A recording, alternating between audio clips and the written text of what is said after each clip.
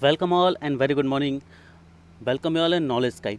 तो गाइज़, ये हमारी सुबह 10 बजे की क्लास है जिसमें कि हम एक नया इनिशिएटिव शुरू कर रहे हैं। बेसिकली फोकस करते हो यूपीएससी ईपीएफओ को। जितने भी कोर्सेज हम यूपीएससी ईपीएफओ के लिए चला रहे हैं उन सभी पर आप सबका बहुत सारा प्यार रिस्पांस मिल रहा है दोस्तों, है ना। तो मैंने आप सभी से बोला था कि आप लोग सब्र रखेंगे, हम सभी चीज़ें करवाएंगे, ठीक है। तो आज से डेली सुबह 10 बजे, जी हाँ दोस्तों, डेली सुबह 10 बजे आपको द बुकैप शो मिलेगा। जी हाँ दोस्तों, कौन सा मिलेगा? द बुकैप कैप्सूल हम आपको डेली प्रोवाइड कराएंगे। इसमें हम द हिंदू की बुकैबलरी और एंटोनिम सिनोनिम देखेंगे, ठीक है। तो हम डेली 5 वर्ड देखेंगे और उनसे रिलेटेड उनकी मीनिंग देखेंगे और उनके एंटोनिम सिनोनिम देखेंगे, ठीक है। एक छोटा सा वीडियो होगा, आपको वोकैबुलरी एंटोनिम सिनोनिम पूरी तरह से इस वीडियो के थ्रू हम तैयार कराने के एम पर हैं। तो चलिए आइए शुरू करते बिना अपने टाइम को वेस्ट किए गाइस। सो गाइस, हमारा आज का पहला वर्ड है, ये है पोटेंट। पहला वर्ड क्या है हमारा? पोटेंट। तो पोटेंट जो है ये एक वर्ब है। पहली चीज़ तो क्या है? एक वर्ब है। और पोटेंट वर्ड का जो मतलब होता है वो होता है पूर्व सूचना देना या पूर्वाभास होना। मतलब जब आपको किसी चीज़ के बारे में पहले से आभास हो जाए कि यार आज ऐसा हो सकता है, या किसी चीज़ के बारे में आपको पहले से पता चल जाए, है ना। जैसे फोरकास्टिंग के थ्रू आपको पहले से पता चल जाए कि यार आज बारिश हो सकती है, तो उन चीज़ के लिए पोटेंट वर्ड का यूज़ अपन करते हैं। जैसे it is potent to rain today, है ना। It is potent to rain today, आज ऐसी संभावना है, पूर्वाभास है कि बारिश हो सकती है। क्लियर। अब यहाँ पर एंटोनिम और सिनोनिम भी हम साथ में डिस्कस करते जाएंगे इन वर्ड्स के।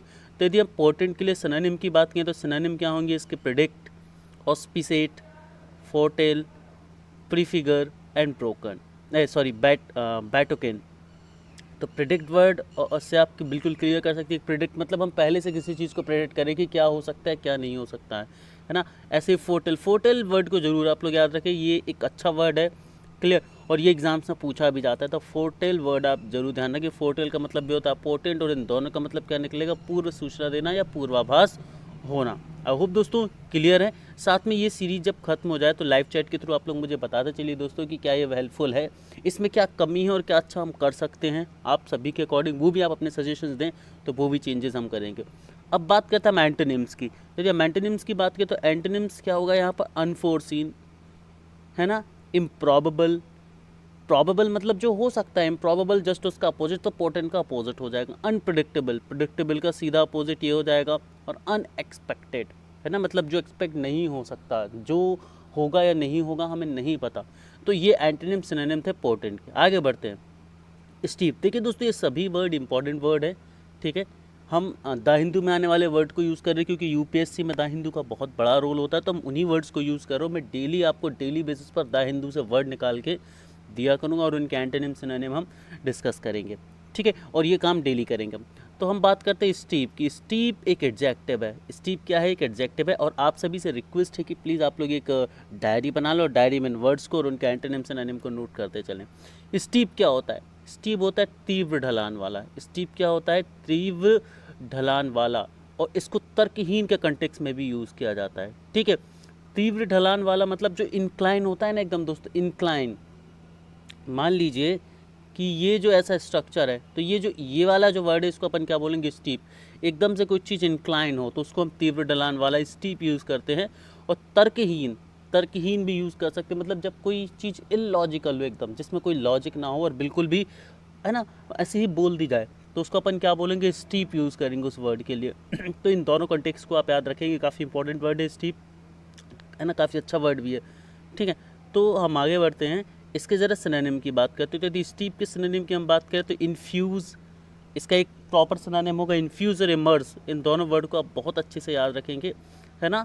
और एग्जोर्बिटेंट, एनगल्फ एंड आउटरजीजियस, है ना, आउटरगेजियस। तो ये जो 5 वर्ड हैं ये काफ़ी इंपॉर्टेंट सिनोनिम है। मैं कोशिश करूँगा कि आपको कम से कम 5 सिनोनिम तो हर वर्ड के दूँ और 5 एंटोनिम मैं आपको हर वर्ड के ला कर दूँ। क्लियर दोस्तों? तो आई होप आपको ये जो वर्ड हैं सिनोनिम क्लियर हो गए होंगे। अब एंटोनिम की बात कर लेते हैं। तो एंटोनिम क्या होगा? काम, लोवर्ड, चीप और मिल्ड। तो ये जो वर्ड हैं ये इसके एंटोनिम होंगे, ठीक है गाइस। आगे बढ़ते हैं। कास्केडिंग, कास्केडिंग मतलब उड़ता हुआ या सीधे नीचे गिरना, ठीक है। इसमें कास्केडिंग वर्ड में अपन यूज़ करते हैं, है ना। तो इसके जो सिनोनिम होंगे वो क्या होंगे दोस्तों, ये भी एक एग्जेक्टिव है। और सीधा नीचे गिरना, जैसे आपने देखा होगा जो झरना होता है, झरना कैसे गिरता है, सीधा नीचे गिरता है, ऐसा ऐसा, ठीक है। तो जो झरना बिल्कुल, जब कोई चीज़ सीधी नीचे गिरती है तो उसे हम क्या बोलते हैं, कास्केडिंग बोलते हैं, ठीक है। कास्केडिंग किस चीज़ के लिए भी यूज़ होता है, जैसे कि मान लीजिए शेयर मार्केट है, धड़ाम से नीचे गिरा एकदम 3000 पॉइंट, तो इसको बोलेंगे हम कि इसके लिए हम कास्केडिंग यूज़ कर सकते हैं, जैसे कि the slope of fall of share market today was cascaded, ठीक है, या शेयर मार्केट वेंट डाउन कास्केडिंगली, ऐसा हम इसको यूज़ कर सकते हैं। तो जब कोई चीज़ बिल्कुल सीधी धड़ाम गिरे सीधे तरीके से, तो उसको हम क्या बोलेंगे, कास्केडिंग बोलेंगे, ठीक है। कास्केडिंग वर्ड का मीनिंग, सिनोनिम की यदि हम बात करें तो इसके सिनोनिम क्या होंगे दोस्तों, ज़रा इसके सिनोनिम को हम डिस्कस कर लेते हैं।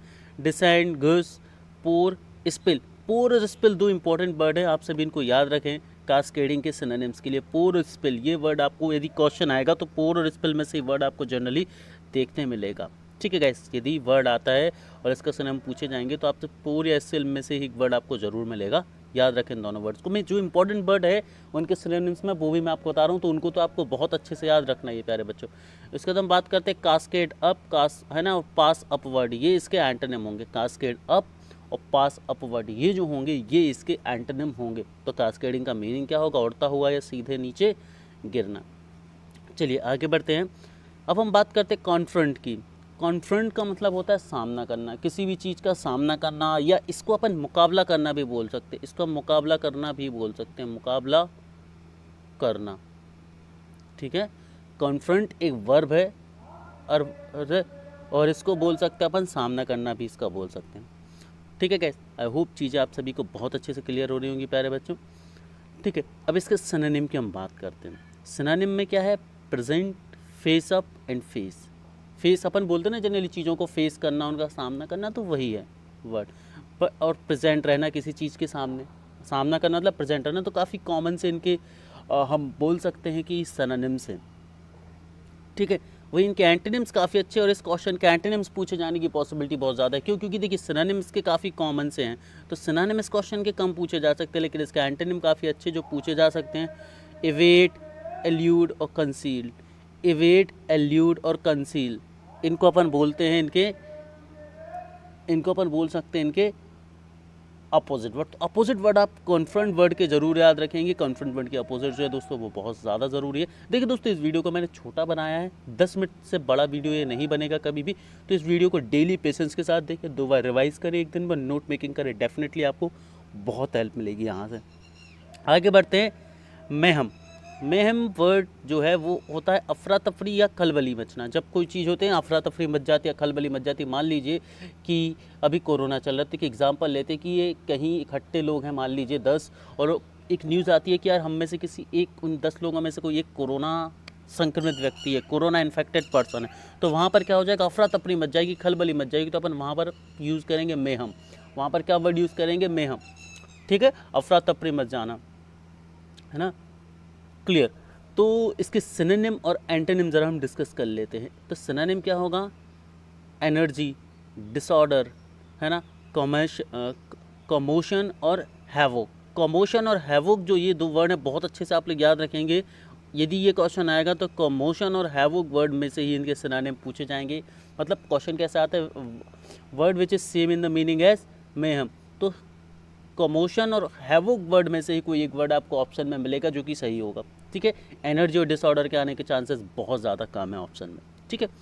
यदि हम इसके एंटोनिम की बात करें तो एंटोनिम क्या हो जाएंगे इसके, हार्मनी और काम। इसके एंटोनिम्स क्या हो जाएंगे, हार्मनी और काम, ठीक है। अब देखिए मेहम और हार्मनी जो वर्ड है ये एक दूसरे से बिल्कुल भी रिलेटेबल नहीं लगते हैं, neither in synonym with neither in synonym with nor in antonym पे। तो यहाँ पर एंटोनिम पूछे जाने की और उसमें हार्मनी ऑप्शन में होने के चांसेस भी थोड़े से आपके लिए ज़्यादा बनते हैं दोस्तों, ठीक है। तो यहाँ पर ये दोस्तों हमने आज 5 वर्ड किया है। होप दोस्तों चीज़ें आपको समझ आई होंगी। ये 5 वर्ड कौन कौन से थे हम एक बार जल्दी से देख लेते हैं। तो हमारा पहला वर्ड था पोर्टेंट, जिसका मतलब होता है पूर्व सूचना देना, पूर्वाभास। स्टीप, जिसका मतलब होता है तीव्र ढलान या तर्कहीन। कास्केडिंग, जिसका मतलब होता है सीधा नीचे गिरना, ये आप याद रखेंगे। कॉन्फ्रंट का मतलब होता है सामना करना, और मेहम का मतलब होता है अफरा तफरी या खलबली मचना। होप दोस्तों ये सीरीज़ आपको पसंद आई होगी। प्लीज़ कमेंट सेक्शन में लाइव चैट में जो भी आपके डाउट हैं वो मुझे ज़रूर बताएं कि सर कौन कौन से डाउट है। मैं देख रहा हूँ बहुत सारे बच्चे कमेंट कर रहे हैं, तो प्लीज़ एक बार आप मुझे लाइव चैट के थ्रू अपने अपने सजेशंस दें कि क्या क्या कमी है और क्या अच्छा हम कर सकते हैं। Thank you very much.